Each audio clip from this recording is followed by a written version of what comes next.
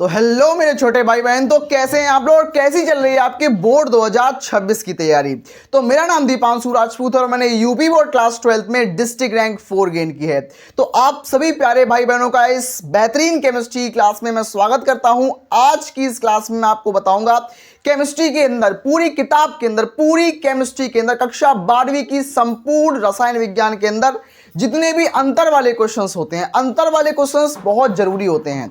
और जितने अंतर वाले क्वेश्चन बोर्ड एग्जामिनेशन में आते हैं या 2026 में छपने वाले हैं, 2026 में आने वाले हैं, तो उन क्वेश्चंस को मैं पहले से ही पेपर लीक कर देता हूं आपका, कि वो क्वेश्चन आपको तैयार करा देता हूं। मैं आगे बढ़ने से पहले आप लोगों से एक छोटा सा निवेदन करूंगा कि जो भी भाई बहन इस व्हाइट बोर्ड को बदलकर स्मार्ट बोर्ड लाने में मेरी मदद करेगा, मैं उसका नाम लिखूंगा, वो इस पर थोड़ा कंट्रीब्यूशन कर सकता है, वो स्मार्ट बोर्ड लाने में मेरी हेल्प कर सकता है। आगे बढ़ता हूं और आपसे एक छोटी सी रिक्वेस्ट करता हूं कि जो भी क्लास में मैं पढ़ाऊं उसको आप कॉपी पर नोट डाउन करोगे। जितने भी अंतर बताऊंगा ना आज वो अंतर आपके एग्जाम में दिखने वाले हैं, आपके एग्जाम में आने वाले हैं, टपकने वाले हैं। तो छपने वाले अंतरों को बिल्कुल तैयार कर लेना। बहुत आसान शब्दों में बताऊंगा, बिल्कुल सिंपल लैंग्वेज में सिखाऊंगा, बिल्कुल देसी भाषा में सिखाऊंगा। हमारा पहला जो क्वेश्चन बोल रहा है वो 2026 में आने वाला क्वेश्चन है। मैं पहले से ही बता रहा हूं क्योंकि 2026 में छपने वाले क्वेश्चन है, तो आप पहले से आगाह हो जाओ। भैया आपको कैसे पता कि 2026 में छपने वाला है? क्योंकि अगर आप पिछले 10 सालों का पेपर देखते हो तब आपको पता लगता है। अगर आप 70 से 80 सेट्स को सॉल्व करते हो, मॉडल पेपर करते हो, तभी आप इसका अंदाजा लगा पाओगे कि कौन से क्वेश्चन किस साल रिपीट होने वाले हैं। और एग्जामिनर भी इसी आधार पर क्वेश्चंस को सेट करता है। तो आप इन क्वेश्चंस को गलती से भी स्किप नहीं करोगे, ठीक है? सारे क्वेश्चंस को ध्यान से फोकस करके पढ़ोगे। पहला जो क्वेश्चन हमारा है वो है आदर्श तथा अनादर्श विलयन में अंतर लिखिए। आदर्श विलयन क्या होता है, अनादर्श विलयन क्या होता है, ये क्वेश्चन नहीं आएगा आपके पास। आदर्श विलयन और अनादर्श विलयन में अंतर बताओ, ये क्वेश्चन आएगा। तो बहुत सिंपल से 3 अंतर आप याद रखना। ये 3 मार्क्स में क्वेश्चन आते हैं या 2 मार्क्स में क्वेश्चन आता है। सिंपल तरीके से याद रखना। आदर्श विलयन क्या होता है, एक तरफ आप लिखोगे आदर्श विलयन और दूसरी तरफ आप लिखोगे अनादर्श विलयन। यानी कि अगर आपसे कोई क्वेश्चन आ जाए, ये मेरी पर्सनल टिप है, अगर आपको टॉपर बनना है ना तो कॉपी को एक दुल्हन की तरह सजाना पड़ेगा। कैसी? दुल्हन की तरह कॉपी को सजाना पड़ेगा। और कैसे सजाओगे? बिल्कुल इस तरीके से। अंतर वाले क्वेश्चन आ जाए तो आपको टेबल बनानी है। कैसी टेबल? एक तरफ आप लिखोगे आदर्श विलयन और एक तरफ आप लिखोगे अनादर्श विलयन। यानी कि एक सिंपल सी एक टेबल बनानी है। और हाँ, आपको थ्योरी, आपको पैराग्राफ वाइज नहीं लिखना, आपको पॉइंट वाइज लिखना है। अगर अंतर वाला प्रश्न आता है तो आपको पॉइंट वाइज लिखना है, ना कि पैराग्राफ वाइज। तो पहला पॉइंट हमारा क्या होगा कि राउल्ट के नियम का पालन करते हैं। जो आदर्श विलयन होते हैं, मतलब आदर्श, बहुत आइडियल है, ये लड़का बहुत आदर्श है, मतलब पालन करता है। लोग अपने टीचर्स नहीं बोलते कि ये लड़का बहुत आइडियल है, बहुत आदर्श बच्चा है, मतलब ये मेरी हर बात मानता है, तो मतलब ये पालना करता है, आज्ञा मानता है। तो जो हमारा राउल्ट का नियम है, जो राउल्ट का नियम की पालना करता है, ऐसे विलयन जो होते हैं वो आदर्श विलयन कहलाते हैं।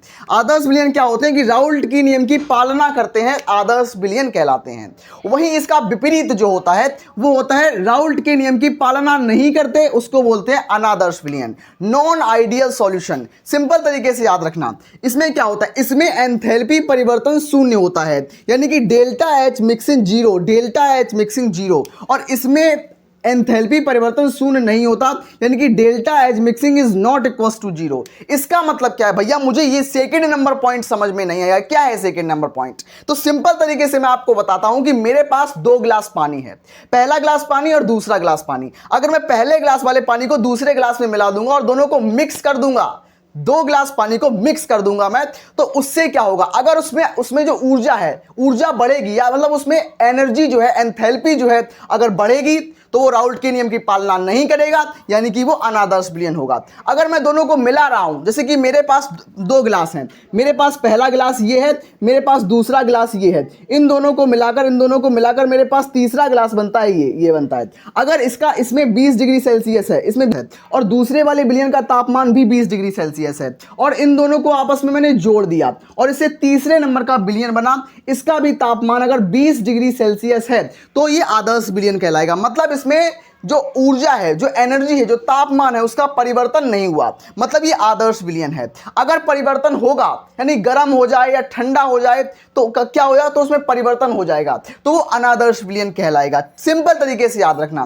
तीसरा पॉइंट हमारा क्या बोलता है कि आदर्श विलयन में क्या होता है कि इसमें आयतन परिवर्तन शून्य होता है। आयतन परिवर्तन शून्य होता है, यानी कि मेरे पास यहाँ 20 ml ले लेता हूँ मैं, मेरे पास यहाँ 20 ml है, ये मेरे पास 20 ml है और ये भी मेरे पास 20 ml है। अब 20 ml को मैं जब जोड़ दूंगा तो 40 ml हो जाएगा ना, तो ये 40 ml बन जाएगा, यहाँ पर 40 ml बन जाएगा, 40 ml, तो 40 ml बन गया। इसका मतलब इसमें जो आयतन में परिवर्तन नहीं हुआ, आयतन में परिवर्तन नहीं हुआ, मैंने दोनों विलयनों को जोड़ा, आयतन में परिवर्तन नहीं हुआ, मतलब ये क्या है, ये आदर्श विलयन है, आदर्श विलयन। अगर आयतन बदल जाता है, अगर 20-20 को जोड़ने पर ये 45 हो जाता है या 20-20 को जोड़ने पर ये 35 हो जाता है, कम हो जाता है, तो ये क्या हो जाएगा, कम हो जाए या ज्यादा हो जाए, ज्यादा या कम कुछ भी हो जाए तो वो अनादर्श विलयन कहलाएगा। तो सिंपल तरीके से मेरे प्यारे भाई बहनों ने तीनों पॉइंट्स को समझा होगा।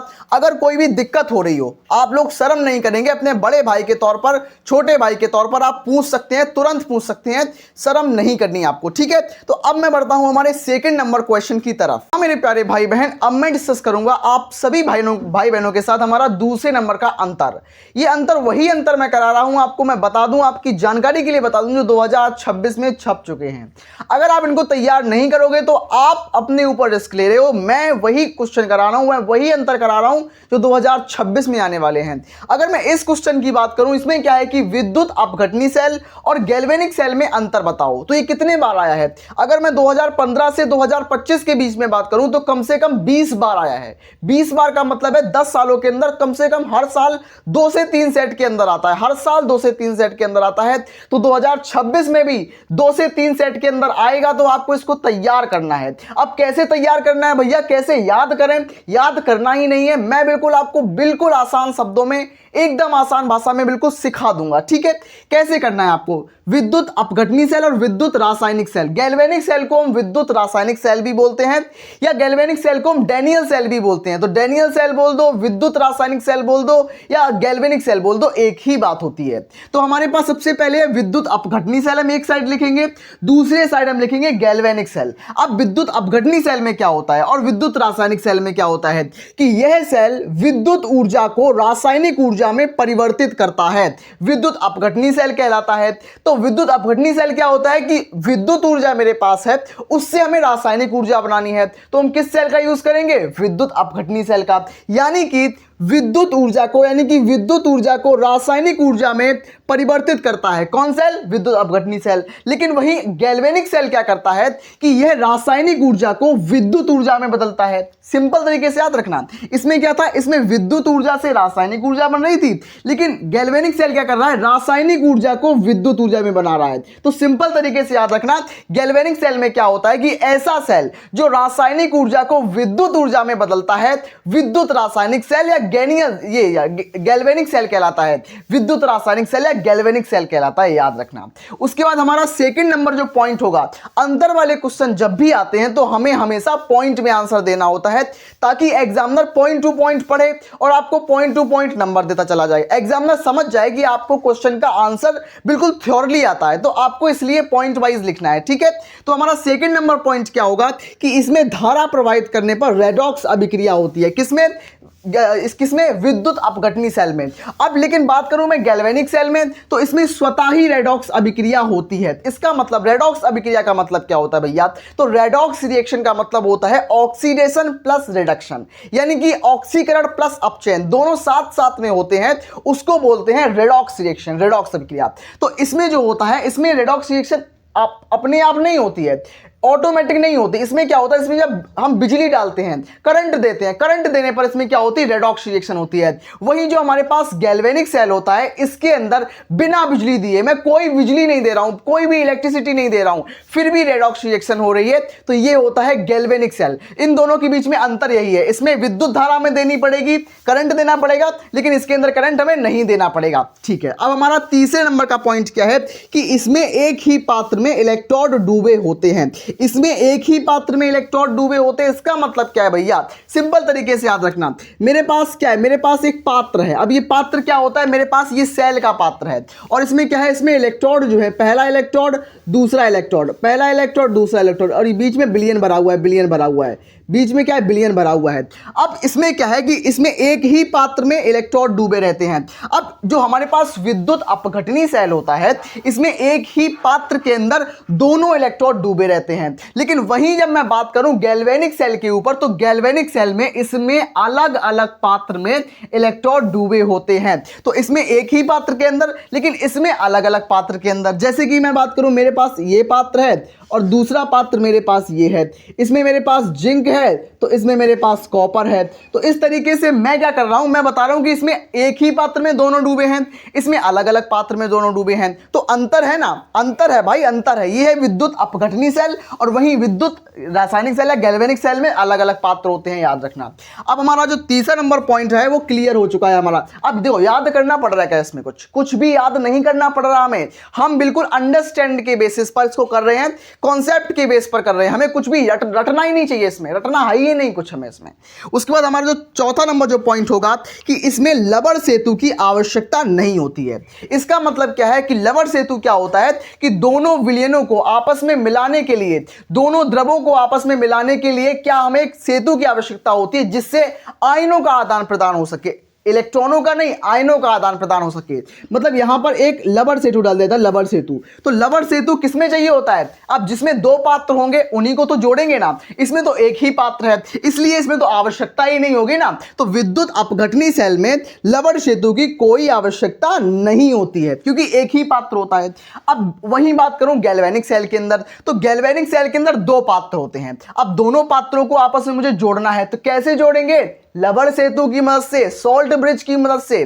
तो सॉल्ट ब्रिज की मदद से हम इसको जोड़ देंगे। ये हमारे पास सॉल्ट ब्रिज है, सॉल्ट ब्रिज, ठीक है। तो इसमें लवण सेतु की आवश्यकता होती है। क्यों होती है, क्योंकि दोनों विलयनों में आयनों को हम बराबर रखेंगे, तो इसलिए दोनों को हम लवण सेतु से जोड़ देंगे। सिंपल है, बहुत आसान तरीके से मैंने आपको बताया विद्युत अपघटनी सेल और विद्युत रासायनिक सेल यानी कि गैल्वेनिक सेल के बीच में प्रमुख अंतर क्या होते हैं। अगर कोई भी डाउट हो, क्वेरी हो, कुछ समझ में नहीं आ रहा हो, कमेंट करके आप पूछ सकते हो, ठीक है, कोई दिक्कत वाली बात नहीं है। तो अब बढ़ता हूं मैं अपने सभी प्यारे भाई बहनों के साथ हमारे तीसरे नंबर के क्वेश्चन की तरफ। तो हाँ मेरे प्यारे भाई बहन, अब मैं डिस्कस करूंगा आप सभी भाई बहनों के साथ हमारा तीसरे नंबर का जो मोस्ट इंपॉर्टेंट अंतर है। ये सभी अंतर आपको तैयार करने होंगे, कॉपी पर लिख लो, नोट डाउन कर लो, और जितने अंतर करा दूंगा उससे बाहर नहीं आएगा, मैं वादा करता हूं इस चीज का। क्लास 12 के बहुत सारे पेपर्स देखे हैं, केमिस्ट्री का पेपर बहुत आसान आता है, समझ में आपको, एकदम आसान पेपर आता है। आपको उस लेवल की तैयारी मैं करा दूंगा कि जिस लेवल का पेपर बनता है। बस क्लासेस को डेली देखो, क्लासेस में जो बोला जाए उसको करो, जो मैं आपसे रिवीजन करने के बोल रहा हूं वो रिवीजन करो, आप बहुत अच्छा स्कोर लेके आओगे, मुझे विश्वास है आपके ऊपर, मैं सच बता रहा हूं इस चीज के बारे में। हमारा जो तीसरे नंबर का जो हमारा क्वेश्चन होगा वो होगा अभिक्रिया की कोटि व आणविकता में अंतर लिखिए। क्या भैया इसको याद करना पड़ेगा? नहीं, मेरा उत्तर है बिल्कुल भी आपको याद नहीं करना पड़ेगा। अगर आप मुझसे पढ़ाई करते हैं, सच बताऊं ना, यूपी बोर्ड क्लास 12 का पेपर जो होता है वो अदरवाइज बोर्ड्स के मुकाबले थोड़ा टफ होता है, लेकिन जब मैंने डिस्ट्रिक्ट टॉप किया है तो मुझे इतना एक्सपीरियंस है कि मेरे भाई बहनों को कैसे पढ़ाना है, मेरे भाई बहनों को कैसे समझाना है, कैसे सिखाना है। मैं पढ़ाने के लिए नहीं पढ़ाता, मैं सिखाने के लिए पढ़ाता हूं। इसलिए हमारा जो तीसरा नंबर क्वेश्चन है अभिक्रिया की कोटि और अभिक्रिया की आणविकता। एक साइड हम कोटि लिखेंगे, एक साइड हम आणविकता लिखेंगे। सिंपल तरीके से करेंगे, हम छोटे छोटे पॉइंट्स में लिखेंगे ताकि एग्जामिनर को पढ़ने में सुविधा हो। कैसे लिखेंगे? पहली बात हमारी है अभिक्रिया की कोटि, तो यह एक प्रायोगिक मान होता है। अभिक्रिया की कोटि जो होती है यह एक प्रायोगिक मान होती है। कैसी मान होती है? प्रायोगिक मान होती है। प्रायोगिक मान का मतलब प्रैक्टिकल चीजें, मतलब जैसे कि हमारे अंदर लेबोरेटरी होती है, हमारे स्कूल्स में हमने देखी होगी लैब होती है, तो लैब के अंदर हम पता करते हैं अभिक्रिया की कोटि क्या है। लेकिन हमारी जो आणविकता होती है वो सैद्धांतिक होती है। अभिक्रिया की जो आणविकता होती है वो सैद्धांतिक मान होती है। जो हमारी कोटि होती है, कोटि को हम कॉपी पेन पर नहीं निकाल पाएंगे। वैसे तो हमारे न्यूमेरिकल में आती है कोटि निकालो, वो गलत होती है। हम कोटि कभी भी एग्जैक्ट नहीं निकाल सकते, एग्जैक्ट कोटि हम कभी नहीं निकाल पाएंगे, वो हम हमेशा प्रयोग करके निकाल पाएंगे, लैब के अंदर अंदर निकालते हैं, लेबोरेटरी में निकालते हैं। और जो अभिक्रिया की आणविकता होती है वो तो सैद्धांतिक मान होती है, उसको हम कॉपी पेन पर भी निकाल सकते हैं। ठीक है, जो हमारा सेकंड नंबर जो पॉइंट होगा, पहला नंबर हम पॉइंट डिस्कस कर चुके हैं। हमारा सेकंड नंबर जो पॉइंट है कि अभिक्रिया की कोटि जो है भिन्नात्मक हो सकती है। भिन्नात्मक का मतलब क्या है? 3/4 हो सकती है या 2/5 हो सकती है। मतलब अभिक्रिया की जो कोटि होती है वो बटे के रूप में भी हो सकती है, मतलब भिन्न के रूप में भी हो सकती है। लेकिन जो आणविकता होती है बहुत सीधी सादी होती है। अब आणविकता जो होती है वो हमेशा सैद्धांतिक होती है। आणविकता जो होती है वो सदैव क्या होती है? पूर्ण संख्या होती है। मतलब आणविकता जो है वो 1 होगी, 2 होगी, 3 होगी, 4 होगी, 5 होगी, 6 होगी, 7, इस तरीके से। आणविकता कभी 2/3 या 3/5 भिन्न के रूप में नहीं होती है। कोटि हमेशा भिन्न के रूप में भी हो सकती है और सादा भी हो सकती है। तो कोटि भिन्नात्मक भी हो सकती है, लेकिन आणविकता जो है वो कभी भिन्नात्मक नहीं होगी। आणविकता हमेशा पूर्ण संख्या होगी, याद रखना।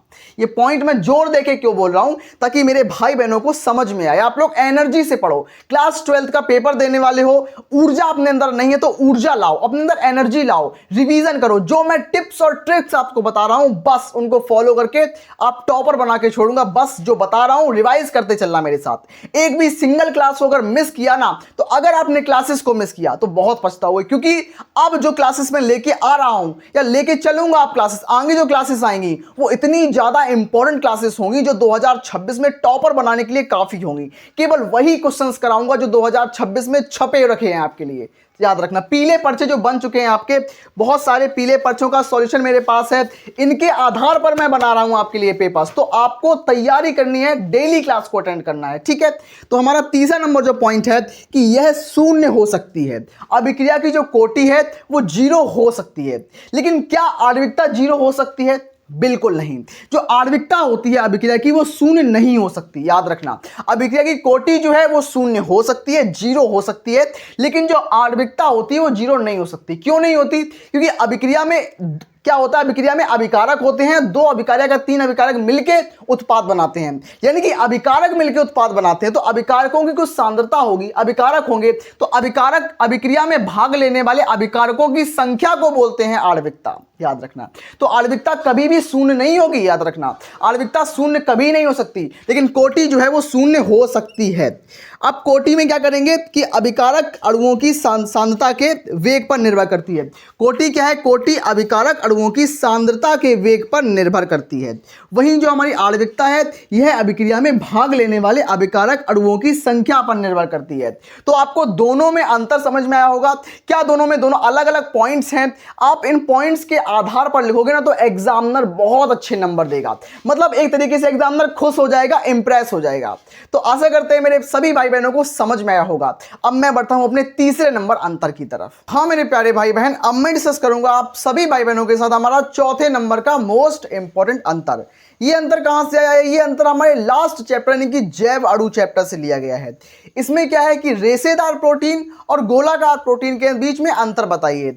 जब आप पिछले सालों के पेपर्स को देखते हैं तो आपको अंदाजा लगता है कि ये जो क्वेश्चन मैं करा रहा हूं ना, ये इतने ज्यादा इंपॉर्टेंट है और बिल्कुल सादा शब्दों में जितना आसान हो सकता है। और मेरे नोट्स के द्वारा जो मेरे नोट्स में इंपॉर्टेंट चीजें हैं, मैं सारी इंपॉर्टेंट चीजें आपको यहां पर ला रहा हूं। तो आपको बिल्कुल फोकस के साथ पढ़ाई करनी है। जो जो क्वेश्चंस करा रहा हूं उनको छोड़ना नहीं है। अब आप बोलोगे 1 मिनट में आपसे बात करूंगा, 1 मिनट बस आपसे कुछ बोलना चाहूंगा कि आप लोग बोलते हो कि भैया आपको कैसे पता कि ये 100% आएगा? मुझे पता है क्योंकि मैंने पिछले सालों के पेपर्स को देखा है। मैंने यूपी बोर्ड क्लास 12 में डिस्ट्रिक्ट रैंक 4 गेन की है। एक्सपीरियंस होता है उस चीज का कि आप मेरे छोटे भाई बहन के तौर पर मैं आपको पढ़ा रहा हूं। अपने भाई बहनों को गलत चीजें तो मैं बिल्कुल नहीं पढ़ाऊंगा, क्योंकि मैं यहां पर केवल वही पढ़ाऊंगा जो 2026 में डायरेक्ट फंसने वाला है। तो पेपर को फंसाने के लिए मैं खड़ा हूं, लेकिन रिवीजन आपको ही करना पड़ेगा। मेहनत मैं करूंगा, जो पढ़ाना है, जो इंपॉर्टेंट चीजें मैं पढ़ा दूंगा, और आपको रिवीजन आपको करना पड़ेगा, याद आपको भी करना पड़ेगा। जितनी मेहनत मैं करूंगा उससे ज्यादा मेहनत आपको करनी पड़ेगी। यस या नो मुझे आंसर बताना कमेंट बॉक्स में, यस या नो में आंसर देना है आपको। ठीक है। तो रेशेदार प्रोटीन और गोलाकार प्रोटीन, तो रेशेदार प्रोटीन क्या होती है, यह प्रोटीन धागे की संरचना नुमा होती है। जो हमारे पास रेशा, रेशा का मतलब क्या होता है, धागा होता है ना, तो रेशेदार प्रोटीन धागे की संरचना जैसी होती है, याद रखना। और वहीं गोलाकार प्रोटीन जो होती है, नाम से ही पता लग रहा है ना, गोलाकार, तो गोल इसका आकार होगा ना, तो गोलाकार प्रोटीन गोलाकार संरचना होती है इसकी। तो गोलाकार प्रोटीन में गोलाकार गोलीय संरचना होती है, याद रखना, ठीक है। उसके बाद हमारा सेकंड नंबर पॉइंट क्या है कि यह जल में आविले है। आविले मतलब जल में घुलती नहीं है, अघुलनशील है। आविले है मतलब अनसोल्यूबल है। जो हमारे पास रेशेदार प्रोटीन है वो पानी के अंदर या जल के अंदर नहीं घुलती है। वहीं मेरे पास जो गोलाकार प्रोटीन है वो पानी के अंदर घुलनशील होती है, यानी कि जल में विलय होती है, सोल्यूबल होती है। उसके बाद हमारा थर्ड नंबर जो पॉइंट होगा वो क्या है कि यह पीएच मान के प्रति सक्रिय होती है। मतलब जो हमारे पास रेशेदार प्रोटीन है वो पीएच के बढ़ने पर, अम्लीय पीएच, क्षारीय पीएच, तो यहां पर पीएच के मान पर फर्क पड़ता है। जो रेशेदार प्रोटीन है वो पीएच के लिए एक्टिव होती है, और वहीं जो मेरे पास गोलाकार प्रोटीन है, जो सर्कुलर प्रोटीन है, वो मेरे पास क्या है, पीएच मान के प्रति निष्क्रिय होती है। पीएच चाहे अम्लीय हो या क्षारीय हो, कोई फर्क नहीं पड़ने वाला, पीएच पर निष्क्रिय है, इनएक्टिव है। उसके बाद हमारा लास्ट नंबर पॉइंट क्या है कि पॉलीपेप्टाइड श्रृंखलाएं एक दूसरे के समानांतर होती हैं। जो हमारे पास रेशेदार प्रोटीन है उसमें पॉलीपेप्टाइड श्रृंखलाएं जो होती हैं वो एक दूसरे के समांतर होती हैं, याद रखना। और इसमें क्या होती है, समांतर का मतलब इस तरीके से, समानांतर, इस तरीके से समांतर है। और इसमें पॉलीपेप्टाइड श्रृंखलाएं कुंडलित होती हैं, इस तरीके से कुंडलित, कुंडली बना के। तो इसमें क्या है कि इसमें पॉलीपेप्टाइड श्रृंखलाएं कुंडलित होती हैं। बहुत आसान है भाई। मेरे भाई बहनों को अगर कोई भी दिक्कत आ रही है तो तुरंत बताओ। मेरे से जितने आसान शब्दों में, जितने सिंपल वर्ड्स में हो सकता है ना, वो पॉइंट्स मैंने आपको दिए हैं। क्लास 12th में थोड़ी दिक्कत अगर आपको हो रही है तो क्लासेस को डेली देखो, क्लासेस को डेली अटेंड करो। आपको मैं बिल्कुल एक मास्टर बना दूंगा केमिस्ट्री फिजिक्स का। अब मैं बात करूंगा हमारे लास्ट अंतर, जो कि है डीएनए और आरएनए के बीच में अंतर। मेरे प्यारे भाई बहन, अब मैं डिस्कस करूंगा आप सभी लोगों के साथ हमारा लास्ट नंबर का अंतर, जो कि है डीएनए और आरएनए में अंतर। क्या भैया ये बायोलॉजी के अंदर आप पढ़ा रहे हो? नहीं, ये केमिस्ट्री के अंदर हम पढ़ा रहे हैं। केमिस्ट्री का लास्ट चैप्टर जो होता है बायोमोलिक्यूल, यानी कि जैव अणु। जैव अणु के अंदर हम लोग जानते हैं किसके बारे में पढ़ते हैं, हम जैव अणु के अंदर पढ़ते हैं न्यूक्लिक एसिड के बारे में। जो न्यूक्लिक एसिड होता है वो दो टाइप्स का होता है, डीएनए और आरएनए। तो आज हम देखेंगे डीएनए और आरएनए के बीच में डिफरेंस क्या होता है, अंतर क्या होता है। मैं बहुत मुख्य अंतर आपको बताऊंगा, केवल 4 अंतर आपको बताऊंगा और बिल्कुल आसान शब्दों में बताऊंगा। अगर आप इन 4 अंतर को याद कर लेते हो, समझ लेते हो, सीख लेते हो, तो आपका जो ये क्वेश्चन है 3 नंबर में आने वाला क्वेश्चन है, तैयार हो जाएगा। और आपको बायोलॉजी में भी ये काम आएगा और केमिस्ट्री में तो काम आ ही रहेगा ये। तो हमारा क्वेश्चन क्या बोल रहा है कि डीएनए तथा आरएनए में अंतर बताइए। तो एक साइड हम डीएनए लिखेंगे और दूसरी साइड हम आरएनए लिखेंगे। डीएनए आरएनए दोनों ही क्या होते हैं, दोनों ही आनुवांशिक पदार्थ होते हैं, दोनों ही जेनेटिक मटेरियल होते हैं। आपको बता दूं कि डीएनए जो होता है, डीएनए के कारण ही हम अपने माता पिता के जैसे दिखाई देते हैं। डीएनए जो होता है, डीएनए का एक छोटा सा जो हिस्सा होता है उसको जीन बोलते हैं, जीन। जीन्स ही हमारे बॉडी में हमारे एक जनरेशन से दूसरी जनरेशन में जाते हैं। देखा नहीं होगा कि हमारी आंखें हमारे पापा की तरह मिलती हैं या हमारी नाक हमारी मम्मी की तरह दिखती है। क्यों? क्योंकि डीएनए से ही हमारा डीएनए ट्रांसफर होता है, हमारा जीन ट्रांसफर होता है, इसलिए। ठीक है, याद रखना। जो डीएनए होता है वो केंद्रक में मिलता है। डीएनए जो होता है कहां मिलता है, डीएनए जो होता है वो कहां मिलता है, न्यूक्लियस में मिलता है, केंद्रक में मिलता है। उसके बाद जो आरएनए हमारा होता है, आरएनए जो होता है हमारा कोशिका द्रव्य में मिलता है, यानी कि साइटोप्लाज्म में मिलता है, कोशिका द्रव्य में मिलता है। ठीक है।